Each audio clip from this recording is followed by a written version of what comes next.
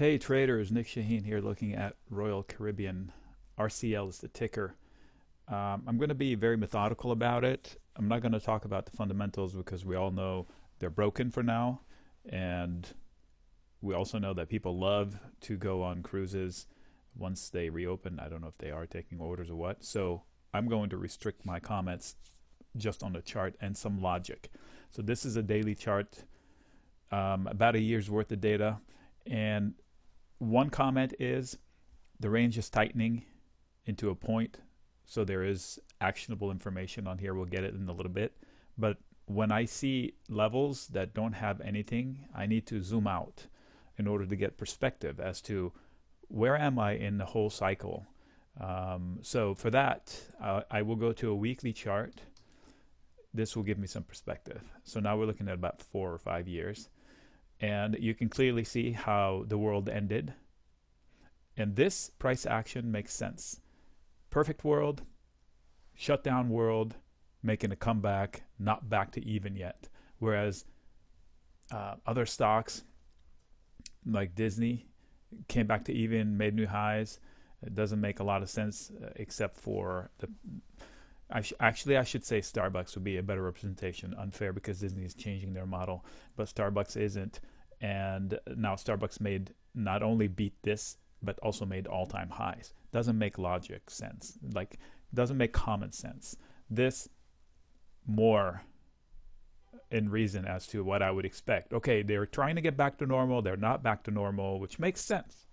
So the other point I'm making is that this was a floor they tried to hold, and then when they come back into it, is going to be potential resistance. So whatever breakout I get here, if I have a breakout, I should be realistic that as soon as they get into the 110 area, they're going to find a lot of resistance, if not at 100.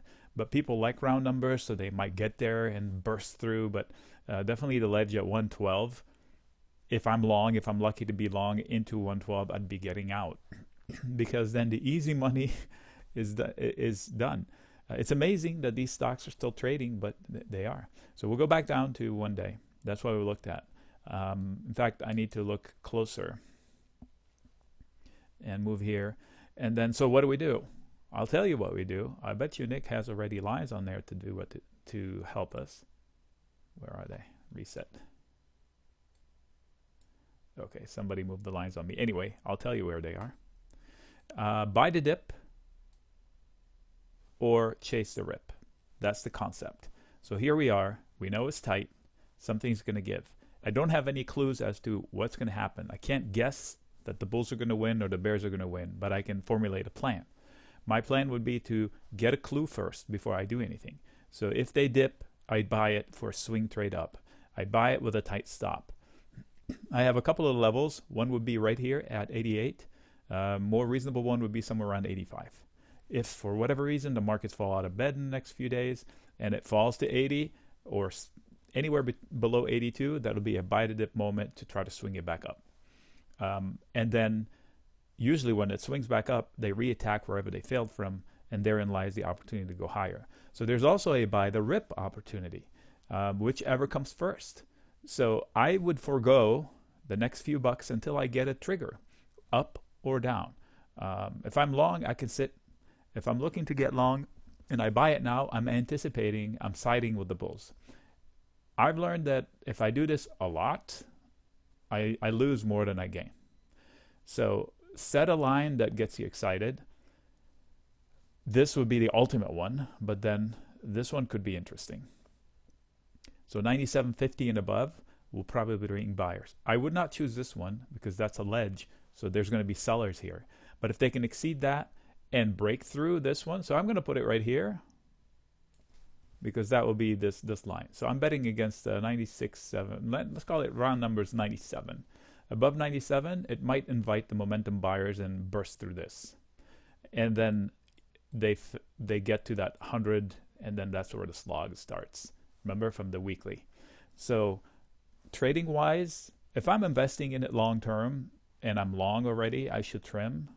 And if I'm trading, I should wait for a clue. So there's a clue. There's one here at, like we said, I'm repeating now, 88, anywhere around 85, anywhere below 82 Those are by the dip so you can swing it back high with tight stops. When I'm catching a falling knife, I want to put a stop. And each person has a different stops. Some people like to say, okay, I don't want to lose more than $200 a trade or 500. That amount is different from person to person. Some people say, I don't want to lose more than 20% or 15%. That translates better because it's relative. And other people say, I don't want to be long it if it falls below X. So if I bought it here by the dip and it falls below the last holdout, I don't want to find out what's below there, so I get out. That's the kind of mentality. So 3 different ways somebody can stop out. So this is the easy look at RCL. I guess I should have done the disclosure earlier. I don't have a trade in it. I'm just helping out a few friends. Signing out. Oh, if you don't subscribe to this channel, please do. It's free. And hit the alert thing. And if you want, we do this all day in a chat room. We have almost 300 people now. And it's not free to be in there, but it's free to try it out for 10 days. The link is below in the description. It will take you to PayPal. $0. But I need to know that it's real people going in. I can't just let everybody in. Then it'll be a complete mess. I need to know that it's somebody real and willing to join a good group of people. There's not one jerk in there, I promise.